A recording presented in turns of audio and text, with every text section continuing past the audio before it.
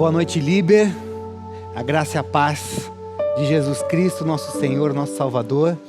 Estamos aqui outra vez, mais uma vez, reunidos em torno do nome de Jesus, para prestar a Ele um culto, para adorarmos, para louvarmos a Ele através das canções, através de palavras, de orações, através das nossas vidas.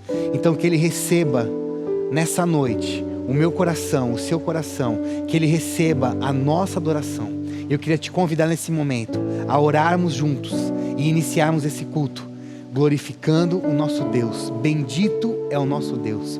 Senhor, nós te louvamos nessa noite, Pai.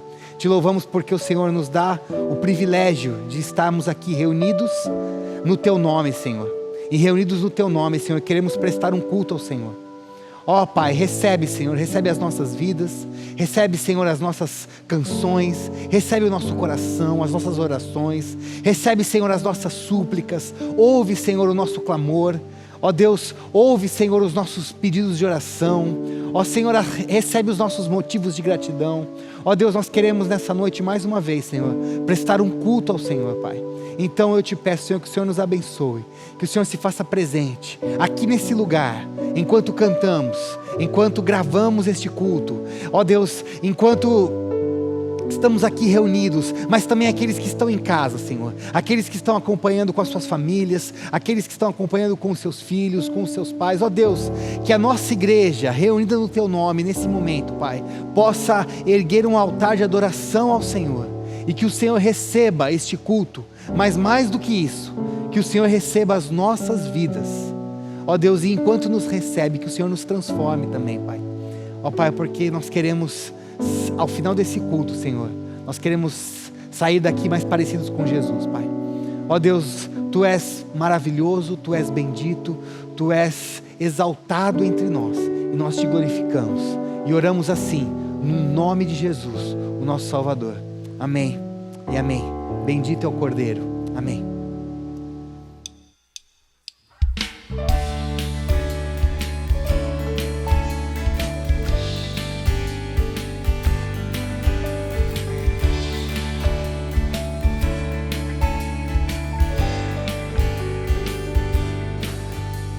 De todas as tribos, povos e raças, muitos virão te louvar. De tantas culturas, línguas e nações, no tempo e no espaço, virão te adorar. Vem adorar ao Senhor. Bendito seja sempre o Cordeiro, Filho de Deus, raiz de Davi.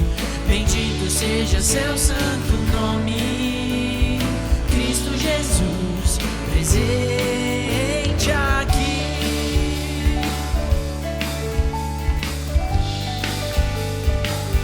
Vamos adorar, Ele é bendito, Ele é bem-vindo no nosso meio.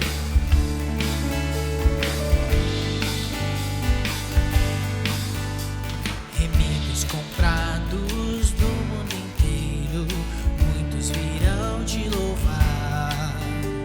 Teus filhos eleitos, povo especial, no tempo e no espaço, virão te adorar.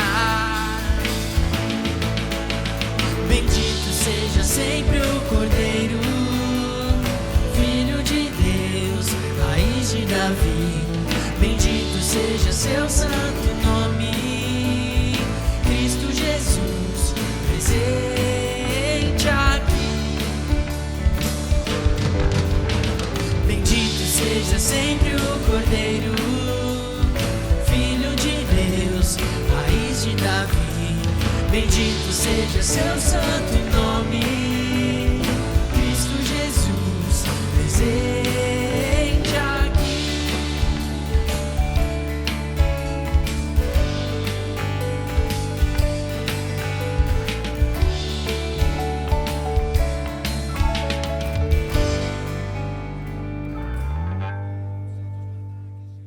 Boa noite, Igreja Batista da Liberdade.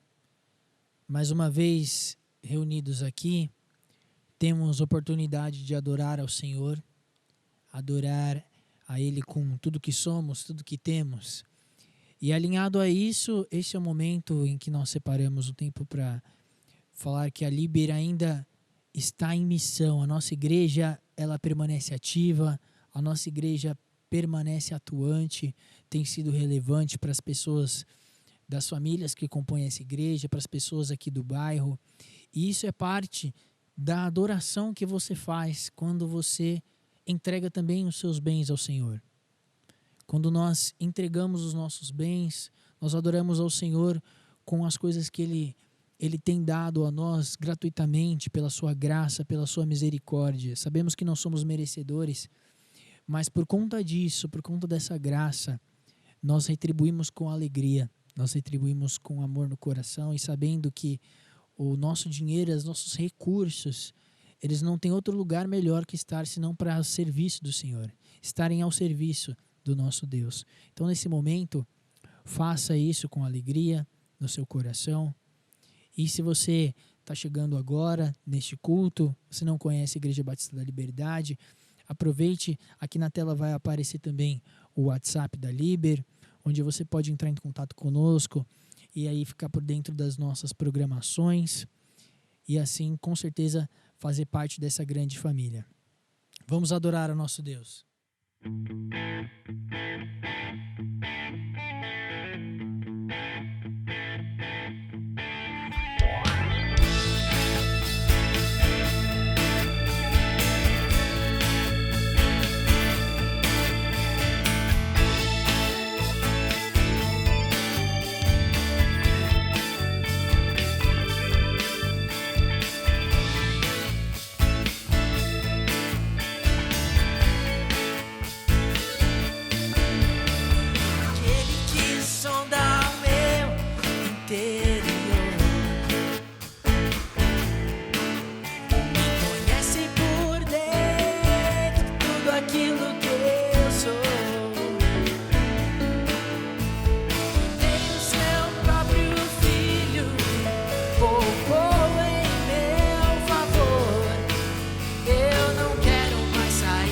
Desse universo de amor.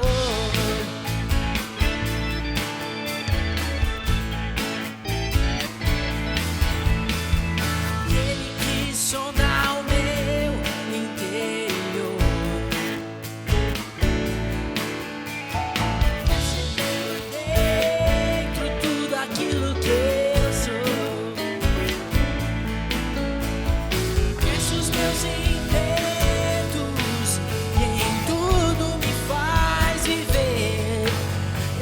o som da tua voz, Ele me faz ver.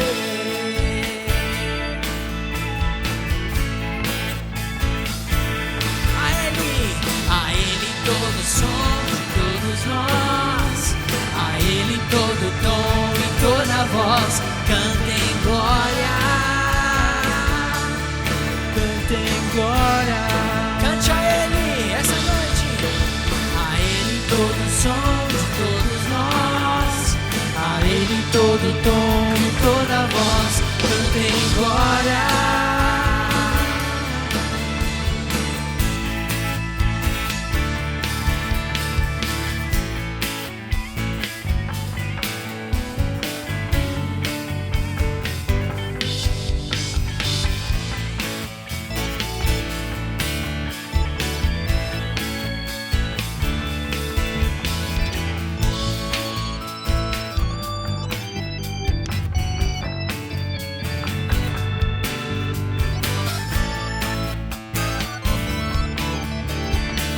Vamos juntos, a Ele todo som de todos nós, a Ele todo tom e toda voz, cantem glória, tudo aquilo que tiver fôlego, cantem glória, que louve o nosso Deus. A Ele todo som de todos nós, a Ele todo tom e toda voz, cantem glória.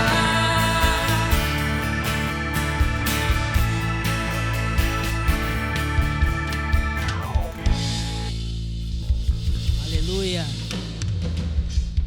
Tudo aquilo que tem fôlego, adora o Senhor. Amém.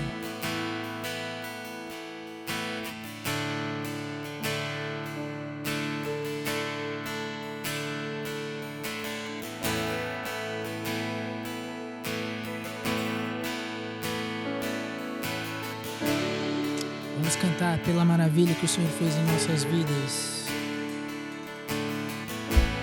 Veio à terra como homem, deixou tudo por mim. Nunca houve amor assim. Ele se entregou e tudo foi por amor. Declare que Ele é. Tu és a luz do mundo, a luz do mundo, e eu reflito a tua luz. Tu és a luz do mundo, a luz do mundo, e eu reflito a tua luz, Jesus. Oh,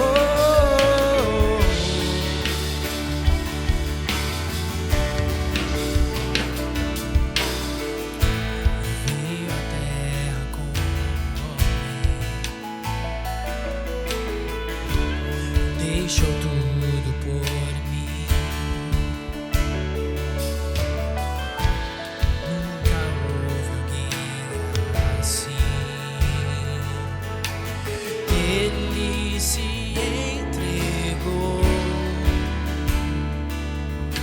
e tudo foi por amor. Ele é. Tu és a luz do mundo, a luz do mundo, e eu reflito a tua luz. Tu és a luz do mundo, a luz do mundo, e eu reflito a tua luz, Jesus.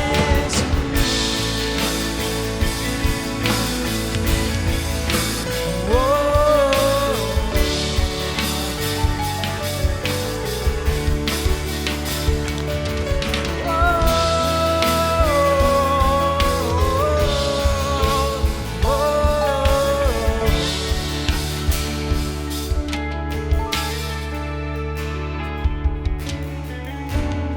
hoje eu sou carta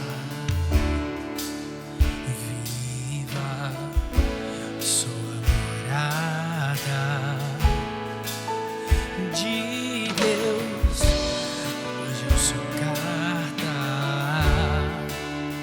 viva, sou a morada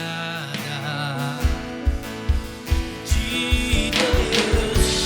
Hoje eu sou carta viva, sou a morada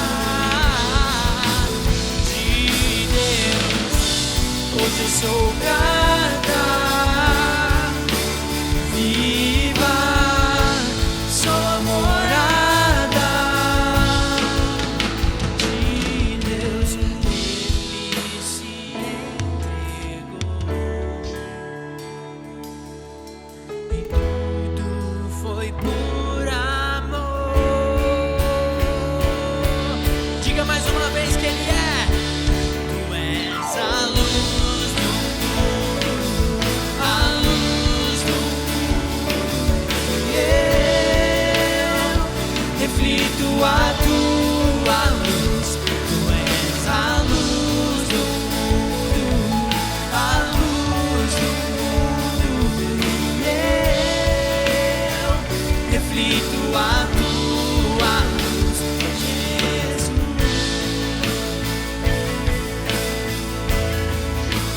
Oh,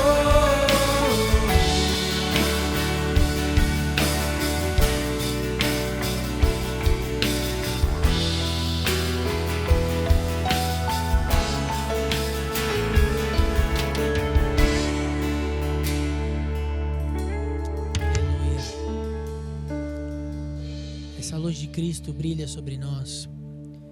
Ela nos transforma em cartas vivas, nos transforma em mensageiros da sua palavra. E a palavra que nesses dias tem ecoado nos nossos corações é que nós desejamos o retorno dele. Nós desejamos que ele venha sobre nós. Ele venha sobre sua igreja. E que ele possa consumar o seu plano, o seu retorno, a sua volta. Nós vemos tantas coisas terríveis, irmãos, durante as semanas, durante esses dias tão negros que temos vivido. E essa é uma verdade que ecoa em nossos corações. Nós temos um Deus que tem promessa de retorno, tem promessa de restauração. Todo esse mundo, ele vai passar, mas a palavra de Deus nos diz que a palavra dele ficará para sempre.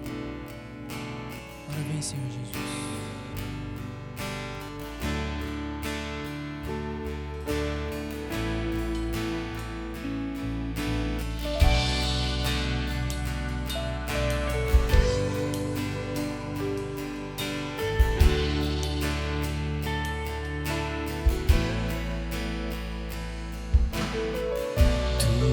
A minha luz, a minha salvação, e a ti me renderei.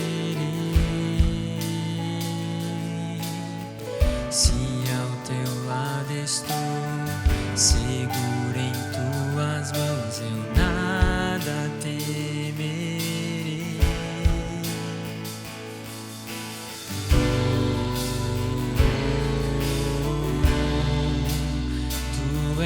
Santo, ó Senhor,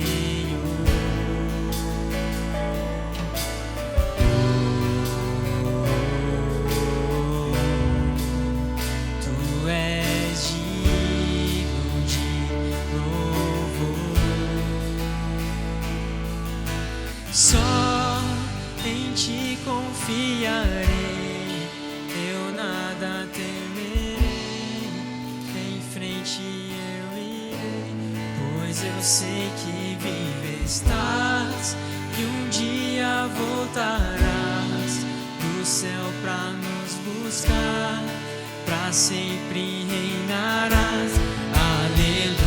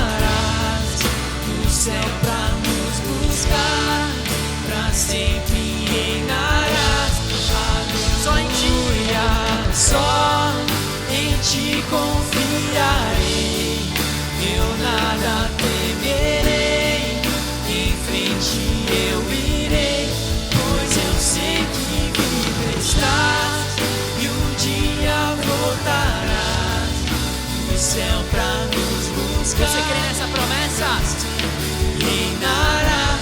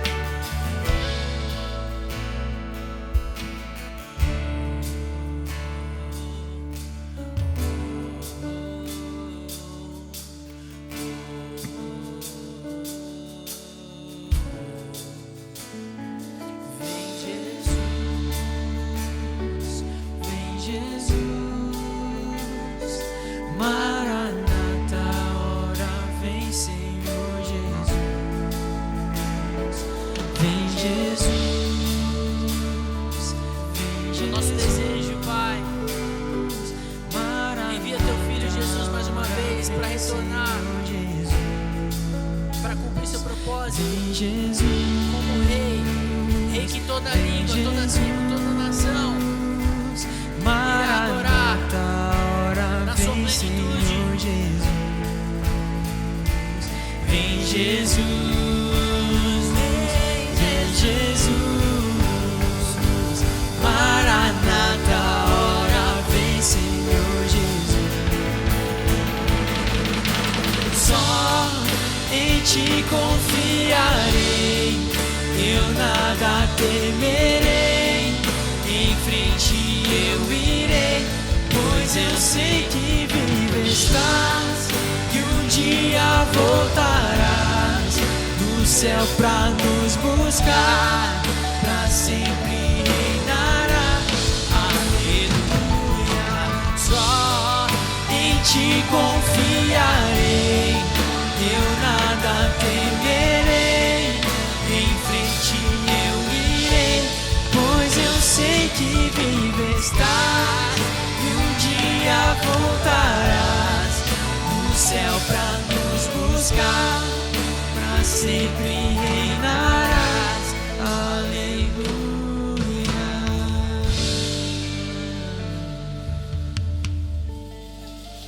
Enquanto Ele não volta, nós o adoramos, nós clamamos o Seu nome, glorificamos e somos alimentados para que através do nosso testemunho, através da nossa caminhada nessa terra, a gente possa aproximar o retorno do Senhor.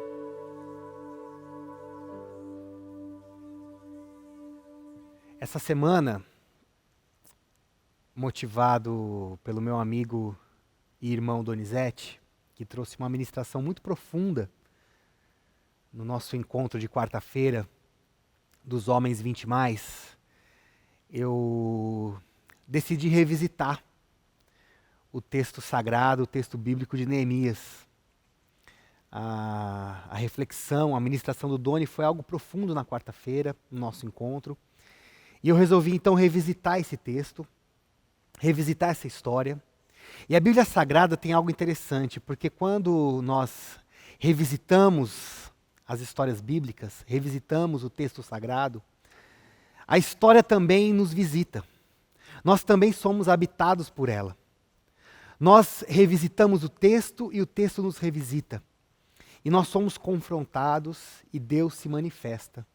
Deus fala, Deus ele vem ao nosso encontro, nos consola, nos conforta, nos confronta, nos transforma. E eu queria nessa noite revisitar essa história que provavelmente você já conhece. É a história de Neemias, é a história da reconstrução dos muros de Jerusalém. É uma história conhecida e que eu tenho certeza que nesse momento que vamos nos reencontrar com Neemias, eu tenho certeza que a história dele, as atitudes dele, a obra dele, aquilo que ele realizou, influenciado pelo Senhor, vai nos abençoar nessa noite. Então eu queria orar com você mais uma vez nesse momento. Nós vamos colocar diante de Deus as nossas vidas e pedir: Senhor, fala conosco. Fala aos nossos corações. Transforma as nossas vidas.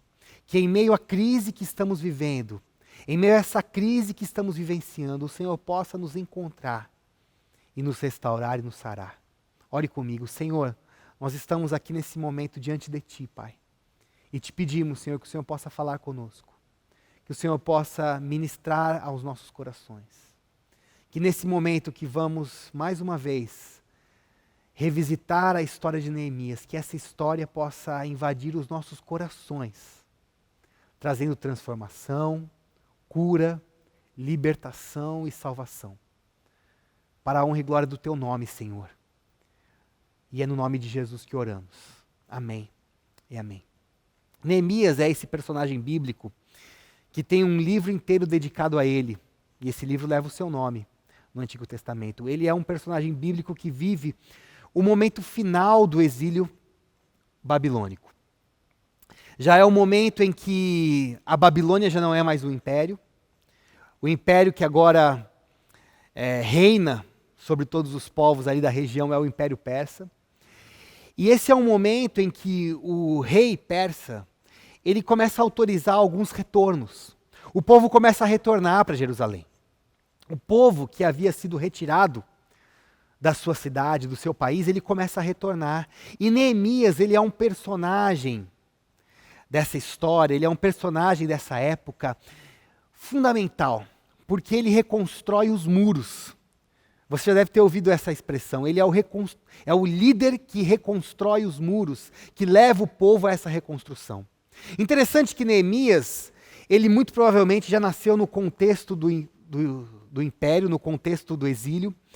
Ele tem um cargo importante. A Bíblia diz que ele é o copeiro do rei.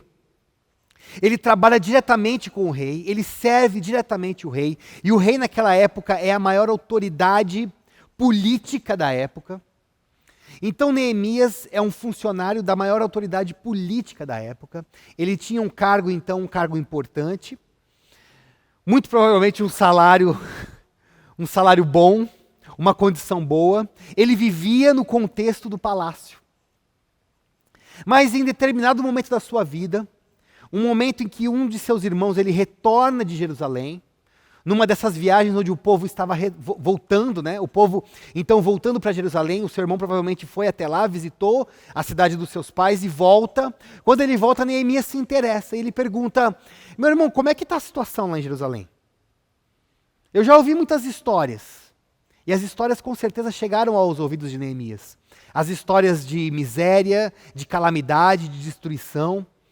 Como é que está essa cidade depois de tantos anos da invasão? A invasão que trouxe tanta desgraça, tanta destruição, que derrubou os muros, os portões, que praticamente deixou a cidade destruída. Como está a cidade tantos anos depois? E o irmão de Neemias responde, a cidade continua da mesma forma. A cidade continua em chamas, a cidade continua destruída. E aquela palavra entra no coração de Neemias, e Neemias, tomado por uma compaixão, ele lidera o povo nessa reconstrução.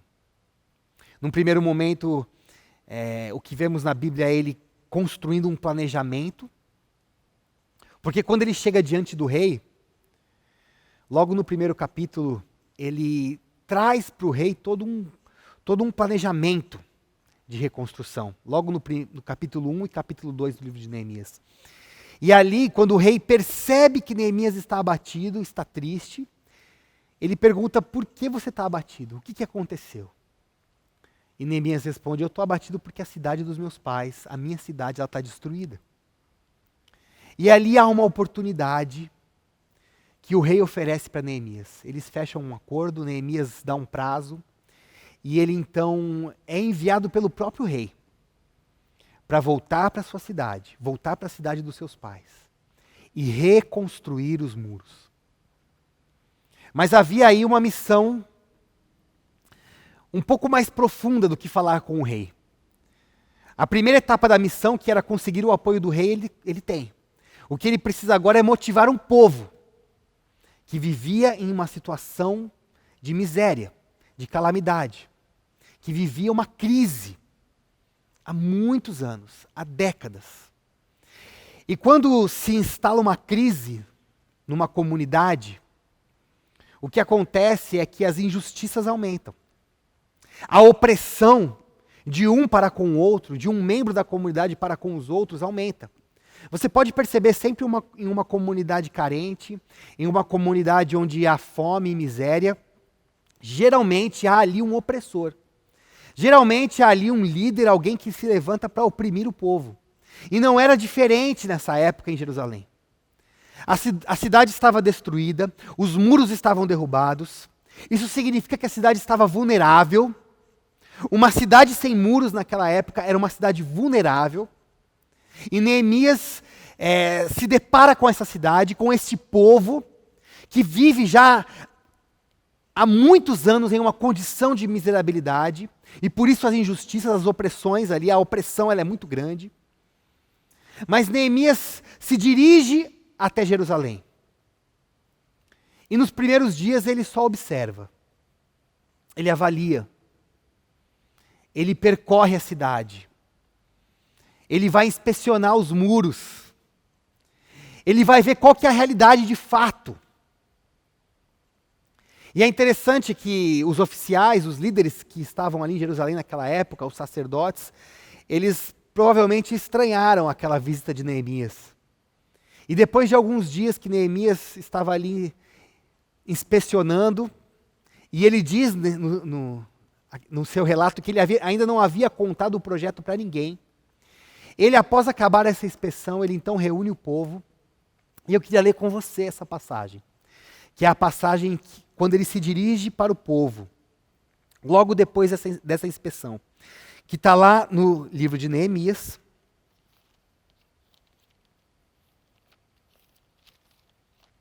capítulo 2, versículo 17 e versículo 18. Nós vamos ler apenas esses dois versículos. Então eu lhes disse, olha só, ele acabou de inspecionar a cidade, Neemias acabou de inspecionar os muros, viu que a situação era difícil, viu que a crise não era pequena. Então ele reúne o povo e diz para o povo: vejam a situação terrível em que estamos. Jerusalém está em ruínas e suas portas foram destruídas pelo fogo. Venham, vamos reconstruir os muros de Jerusalém, para que não fiquemos mais nessa situação humilhante. Também lhes contei como Deus tinha sido bondoso comigo e o que o rei me tinha dito. Eles responderam: sim, vamos começar a reconstrução. E se encheram de coragem para a realização desse bom projeto. Sim, a resposta foi sim. Eles responderam sim para Neemias e se encheram de coragem. A Bíblia diz que eles se encheram de coragem. E veja bem, não foi uma reconstrução fácil. Não foi fácil porque no meio da reconstrução, no meio do projeto, Neemias teve que lidar com as injustiças sociais que existiam na época. Neemias teve que lidar com os conflitos. Neemias teve que parar uma hora e falar assim: gente, é o seguinte, vocês são irmãos, vocês são compatriotas. Deve haver aqui cooperação e não opressão de um para com o outro. As injustiças precisam cessar. Neemias e o povo precisou lidar com aqueles que se opunham à reconstrução. Haviam pessoas, povos hostis ao redor de Jerusalém que não estavam interessados na reconstrução da cidade. E eles se opuseram de maneira forte, com chacota, com ameaças. Ameaças tão grandes que, em determinado momento, eles precisaram até segurarem armas. Neemias falou: olha, com uma mão vocês reconstroem o muro e com a outra vocês seguram a arma. Porque nós estamos a ponto de entrar em guerra com esses povos hostis à nossa volta. Então veja que a crise não era uma crise pequena. E a obra de reconstrução não era uma obra fácil. Havia um povo que já há muitos anos estava numa situação de humilhação. Haviam inimigos que não estavam interessados na reconstrução. Havia entre o próprio povo opressão e injustiça. E a obra em si não era uma obra fácil. Cercar a cidade, murar a cidade. Veja bem, não podia ser uma simples cerca. Não podia ser um murinho baixo. O muro, uma cidade forte, uma cidade protegida tinha muros fortes. Uma cidade sem muros era uma cidade vulnerável. Neemias precisava reconstruir os muros e reconstruir a dignidade de um povo. A dignidade que havia sido destruída na invasão babilônica há décadas atrás. Não era uma tarefa fácil. Mas a história de Neemias, a Bíblia Sagrada nos diz que eles reconstruíram os muros em 52 dias. A partir desse dia em que Neemias convoca o povo até o fim da reconstrução, passaram-se apenas 52 dias. Há aqui um milagre. há aqui uma ação sobrenatural. Há aqui a boa mão de Deus sobre um homem que se levanta como um líder enviado pelo próprio Deus para trazer de volta àquele povo a dignidade que fora destruída no passado. Um povo que há muitos anos vivia em situação de humilhação, se enche de coragem, com uma simples convocação. Veja bem, a convocação de Neemias foi simples. Ele apenas relatou a situação, falou, gente, a situação está difícil, a cidade foi destruída, realmente não está fácil a situação de vocês, mas é o seguinte, Deus me enviou aqui, e o rei foi bondoso para comigo. Vamos reconstruir essa parada? Vamos colocar a mão na massa? Vamos cada um cuidar de um pedacinho do muro e vamos transformar essa cidade em uma cidade forte novamente, em uma cidade referencial, em uma cidade protegida, que não mais vai estar vulnerável com relação aos inimigos à sua volta. Vamos cessar com a opressão, vamos cessar com as injustiças. Vamos nos opor fortemente contra os nossos inimigos e vamos concluir essa obra. E a obra é concluída, porque o povo se enche de coragem. No meio da obra, o povo treme, as ameaças aumentam, mas Neemias continua firme, liderando o povo. E a obra é concluída. Sempre que eu leio a história de Neemias, meus irmãos e minhas irmãs, sempre que eu acompanho e leio essa história, eu fico sempre impressionado com esse momento, que é o momento em que Neemias convoca o povo. Sem dúvida nenhuma, o Espírito de Deus estava sobre Neemias. Porque a fala dele, ela é tão simples, mas ela é profunda. E ela alcança os corações de tal forma que o povo se levanta, se enche de coragem e parte para a obra. Pensa comigo. Já haviam passado mais de 100 anos da invasão da Babilônia. Aquele povo já estava nessa situação há muitos anos. E durante todo esse período, ninguém se levantou no meio do povo e falou, gente, vamos dar um basta nisso aqui e vamos reconstruir os muros. Vamos mudar a nossa história? Vamos reconstruir? Eu acho que tudo que a gente precisa está aqui. A gente tem força, nós temos aqui pessoas que não querem mais viver nessa situação.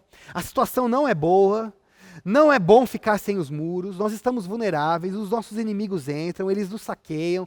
Nós precisamos reconstruir esses muros, vamos reconstruir. Ninguém parou para convocar o povo para isso, ninguém se levantou. Mas em determinado momento da história, um homem que já vivia numa situação confortável, ele sai da sua situação de conforto, ele se dirige a Jerusalém, porque há ali uma compaixão, há ali uma empatia. Ele sabe que aquele povo é o povo dele, e ele se dirige até Jerusalém e ele então convoca o povo para essa obra.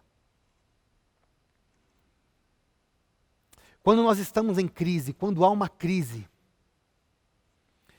quando nós estamos diante de uma dificuldade, diante de um problema, diante de uma dor, diante de um sofrimento, muitas vezes, e na maioria das vezes, a nossa humanidade nos leva a um estado de estagnação. Nós ficamos paralisados. Diante da crise, muitas vezes, eu diria na maioria das vezes, nós ficamos sem reação.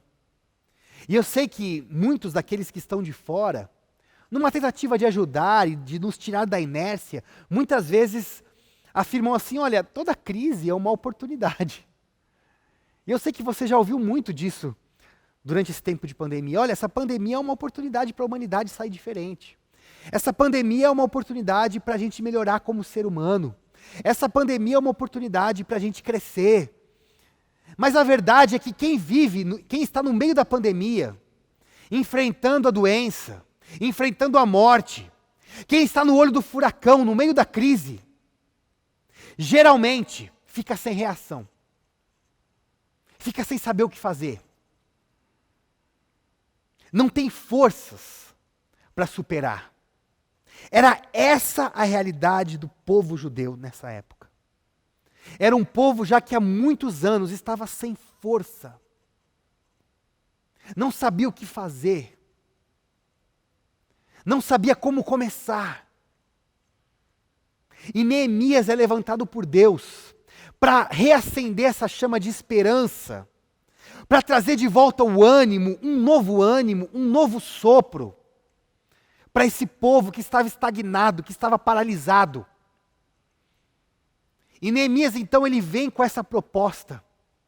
E há aqui algumas características que eu percebo em Neemias, que eu percebo nas palavras de Neemias, que eu percebo na vida de Neemias.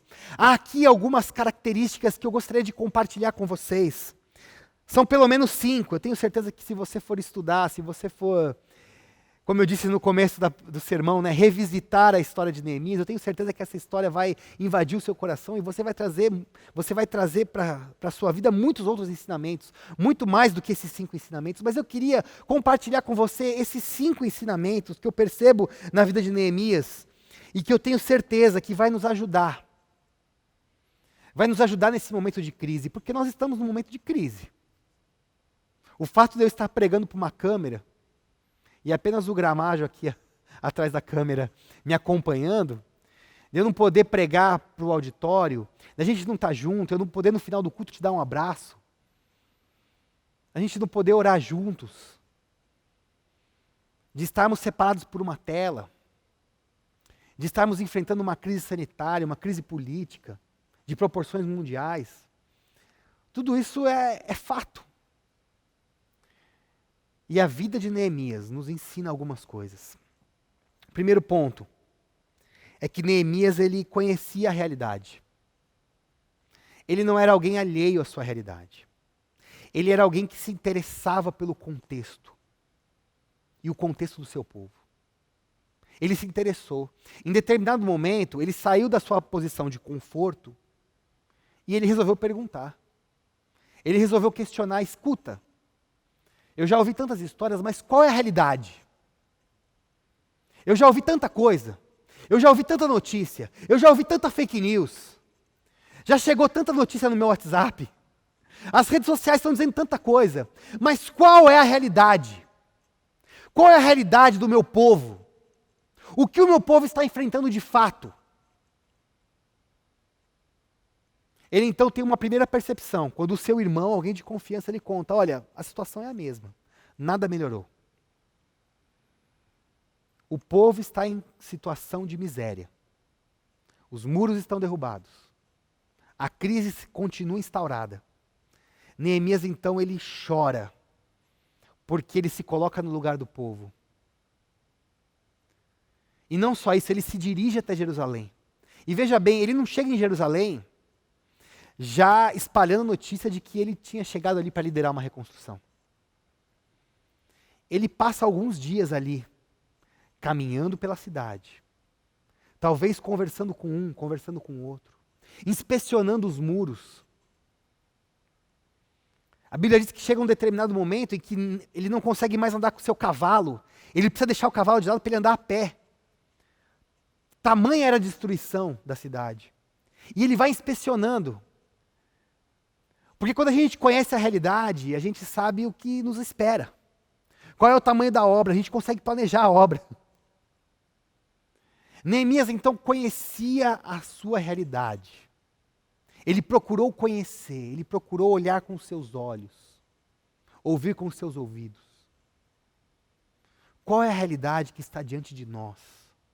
Qual é a realidade que está diante da sua família? Qual é a realidade que está diante da nossa igreja?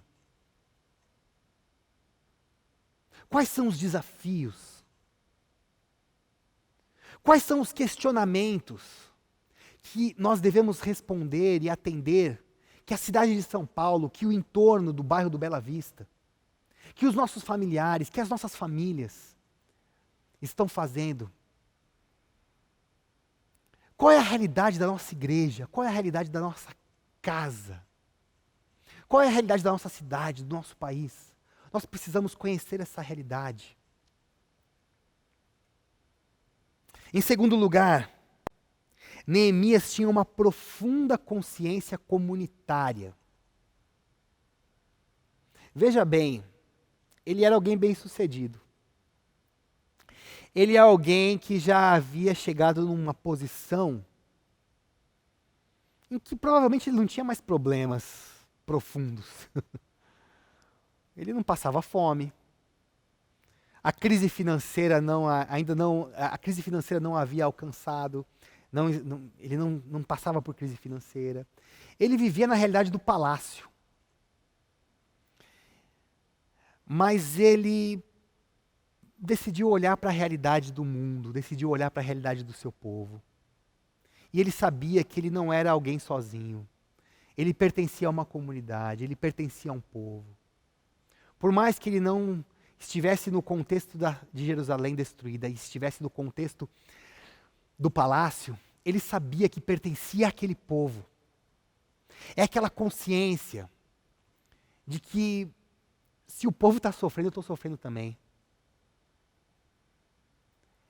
Eu preciso resolver o nosso problema. E isso fica muito claro na oração de Neemias no capítulo 1. Quando ele ora e ele diz: Senhor, eu confesso os pecados que nós, os israelitas, temos cometido contra ti. Sim, eu e o meu povo temos pecado.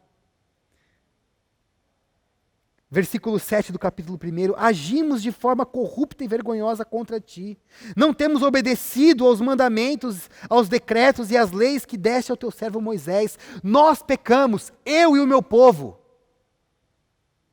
Neemias não procura culpados. Neemias se coloca como culpado junto com o povo. Neemias não diz que o culpado são os petistas ou os bolsonaristas. Ele fala, não nós somos culpados. A culpa também é minha. Eu pequei. Eu pequei contra o Senhor. Eu agi de forma corrupta e vergonhosa. Ele confessa o seu pecado. É isso que Jesus nos ensina na oração do Pai Nosso. Perdoa os nossos pecados. São os nossos pecados. O meu pecado te afeta, o seu pecado me afeta. Essa consciência comunitária precisa criar raiz no nosso coração, meus irmãos. Se a gente quer fazer diferença, se a gente quer reconstruir os muros que estão derrubados da nossa sociedade, os muros que estão derrubados na nossa igreja, na nossa família, essa consciência comunitária precisa estar enraizada no nosso coração. A gente tem que parar de ficar tentando encontrar culpado e assumir a culpa. Nós somos culpados, o Senhor nos perdoa. E confessar os nossos pecados. Nós precisamos confessar os nossos pecados diante de Deus. E aqui um terceiro ponto é a oração. Em vários momentos do livro de Neemias, o capítulo 1 é praticamente uma oração. E em vários outros momentos, antes dele falar com o rei, no capítulo 2, quando ele está ali no capítulo 3, no capítulo 4, no capítulo 6, principalmente, quando ele é intimidado pelos inimigos, a todo instante Neemias está orando. Ele fala, então orei ao Senhor.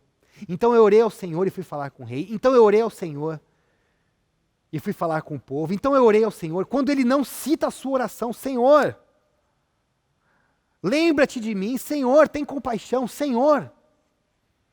A oração é uma constância na vida de Neemias.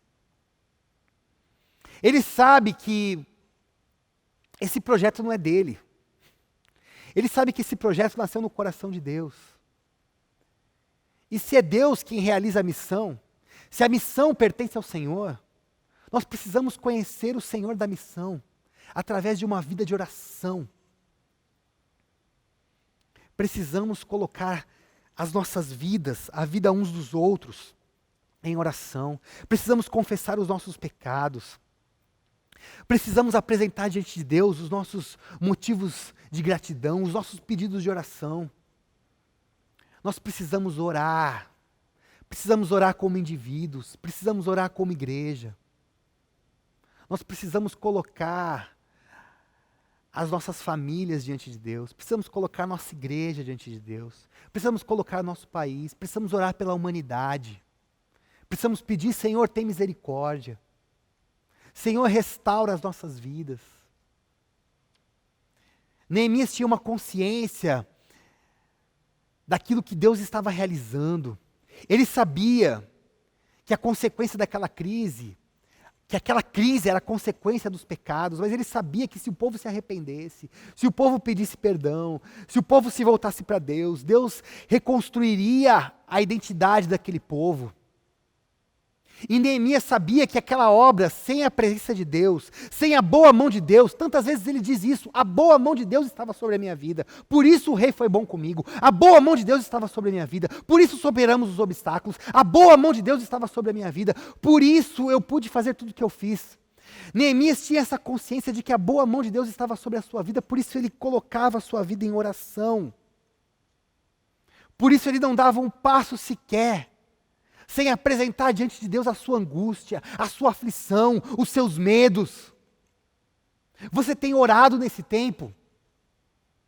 É no meio da angústia que brota a oração dirigida pelo Espírito Santo, que é capaz de nos confortar, que é capaz de nos dar paz, que é capaz de nos consolar, que é capaz de trazer uma alegria em meio à tristeza, uma paz em meio à guerra.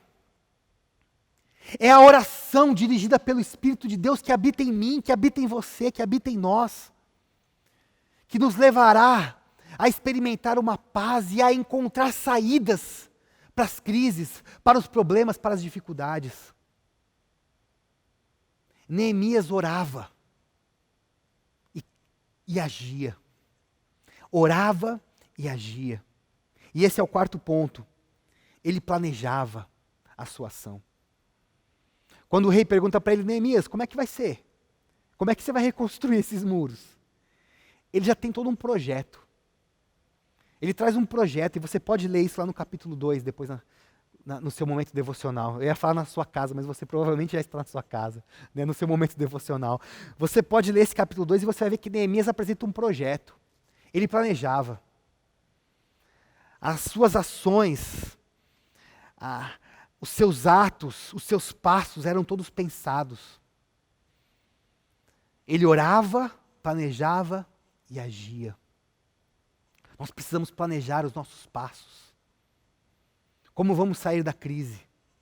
É no meio da oração que a tensão baixa, que a ansiedade passa e que nós conseguimos olhar saídas, porque o Senhor nos dá saídas. E diante dessas saídas que o Senhor nos apresenta, nós precisamos planejar. Do último ano para cá, aliás, do final de 2019 para cá, surgiu na nossa igreja um grupo de trabalho chamado Liber 2030. Liber 2030 porque nós estamos pensando na Liber em 2030. Esse grupo de trabalho ele tem levantado vários projetos. E nós estamos num momento muito interessante, onde desse grupo estão surgindo outros grupos. Grupos que estão pensando a Liber para os próximos anos. Tanto as questões como discipulado, questões ministeriais, como questões estruturais. Como podemos utilizar de uma melhor maneira esse prédio. Como podemos crescer na vida comunitária, no pastoreio mútuo, na caminhada do discipulado. Como podemos responder ao anseio da juventude, dos jovens, dos nossos adolescentes, do ministério infantil. Que igreja queremos ser daqui 10 anos, daqui 20 anos? Nós precisamos planejar. E diante de uma crise, então, nós não podemos ficar estagnados. Nós precisamos ouvir a voz de Deus e planejar e caminhar. Sonhar. Entender que esse projeto nasceu no coração de Deus. E ele vai à frente. E por fim, o último ponto. Neemias tinha ousadia. Ele tinha coragem. Ele saiu da sua zona de conforto. E foi de encontro a essa realidade de crise. para acabar, para encerrar com a crise e reconstruir um povo, reconstruir a dignidade de um povo, trazer a esperança para o meio do povo novamente. Para isso ele precisava conversar com o rei, corria o risco de se indispor. Para isso ele precisava enfrentar inimigos que o ameaçavam de morte. Para isso ele precisava motivar um povo que há muitos anos estava humilhado pelas circunstâncias. Mas ele teve coragem, ele teve ousadia.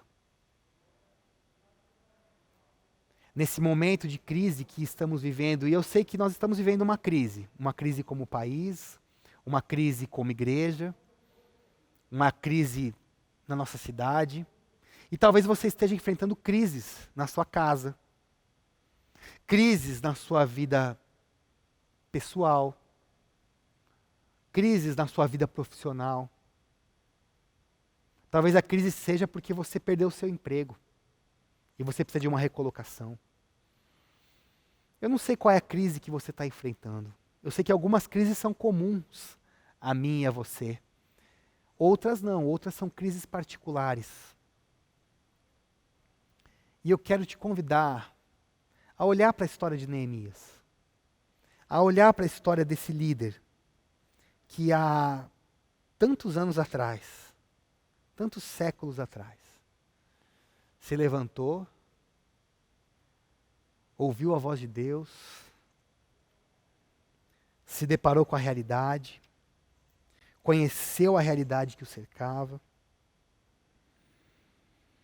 tinha uma consciência profunda de comunidade, a comunidade a qual ele pertencia, buscou a Deus em oração, planejou a saída da crise e teve coragem. Coragem de enfrentar a crise. Uma crise que era muito grande. Uma crise que aos olhos humanos não seria resolvida. Mas são líderes como esse que o mundo precisa. E essa postura de Neemias pode ser também a sua postura. Pode ser também a minha postura. E deve ser a nossa postura como igreja. Nós estamos nesse mundo para reconstruir os muros que foram derrubados pelo pecado. Para reconstruir a humanidade e a identidade de pessoas que foram desfiguradas, que foram desumanizadas pelo pecado e pelo mal. Nós estamos nesse mundo para trazer a dignidade de volta, para trazer a esperança de volta. E diante dessa realidade, que tem sido tão cruel, Deus nos chama a olhar para a realidade, com uma profunda consciência comunitária e uma profunda vida de oração, planejar com ousadia a saída da crise. Porque essa reconstrução, ela não é uma obra de homens, é a obra do próprio Deus, que em Jesus Cristo vem reconstruindo a humanidade, vem restaurando o mundo, vem redimindo a criação. Ele está fazendo uma obra grandiosa e poderosa entre os homens. E ele nos convida a participar dessa obra e liderar essa obra em meio à sociedade que vivemos. Que Deus abençoe a sua vida, meu irmão. Que Deus abençoe a sua vida, minha irmã. Que Deus abençoe o seu coração nesse momento de crise. Se você está passando por uma crise, se você está passando por uma dificuldade, que Deus abençoe o seu coração e Deus te dê coragem. Deus te dê forças. Deus coloque na sua vida Neemias, homens e mulheres que vão te ajudar a reconstruir os muros da sua vida. Se você não está passando por uma crise pessoal, se você está tendo uma situação confortável, eu quero te convidar a sair dessa posição, até a ousadia de enfrentar o que for. É o rei, é o chefe, são os inimigos, são as circunstâncias. A enfrentar o que for para participar da obra que Deus tem realizado, de reconstrução. Esse é o convite que o Senhor nos faz nessa noite. Esse é o convite que o Senhor colocou no meu coração essa semana, quando eu revisitei essa história. E eu percebi que, em meio a essa crise, o mundo está precisando de homens e mulheres, filhos e filhas de Deus, que estão dispostos a dedicar as suas vidas à reconstrução de uma sociedade que foi destruída pelo pecado. Que o Senhor abençoe a sua casa, que o Senhor abençoe o seu coração, que o Senhor abençoe a nossa igreja, que o Senhor abençoe a humanidade e que o Senhor nos levante como líderes que estão dispostos a servir e participar da obra que Ele tem realizado. Vamos orar. Senhor, eu quero nesse momento te pedir que o Senhor nos abençoe como indivíduos, como famílias, como igreja, como sociedade. Que o Senhor abençoe o nosso coração. Que o Senhor abençoe, Senhor, a nossa igreja. Que o Senhor abençoe as nossas famílias. Que o Senhor possa, de fato, Senhor, nos levantar assim como o Senhor levantou Neemias no passado. Nos dá coragem, nos dá ousadia. Nos ensina nos nossos momentos de oração. Nos dá compaixão. Nos dá essa consciência comunitária. Nos levanta, Senhor. Nos levanta nessa semana. Num tempo que temos vivido onde tantas más notícias têm chegado. Que possamos ser aqueles que levantam a voz para motivar, para trazer um novo ânimo, um novo sopro, para trazer vida através do Teu Espírito que habita em nós. E que o Teu amor, que a graça e a misericórdia de Jesus, e que o renovo do Espírito Santo seja sobre as nossas vidas, sobre as nossas casas, sobre a nossa igreja e sobre o povo de Deus, hoje e sempre. Amém e amém. Deus te abençoe.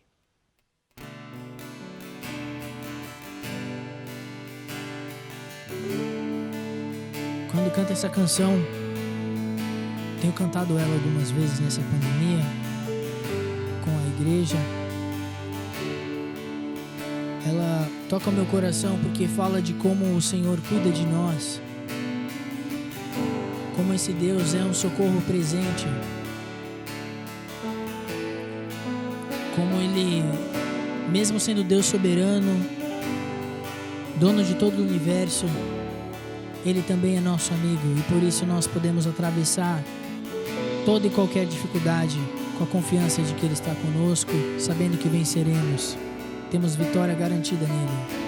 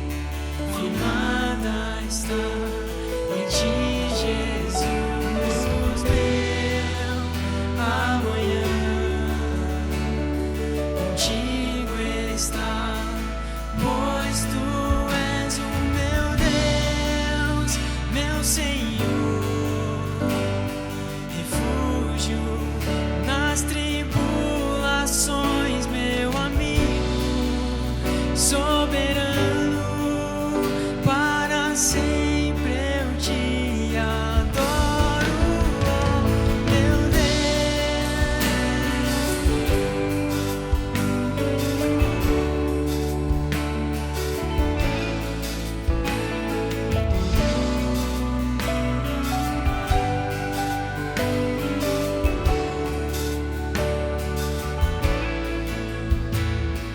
eu encontro vida eterna em ti, és meu Salvador e Redentor. Livre eu sou através deste amor que me restaurou e me limpou.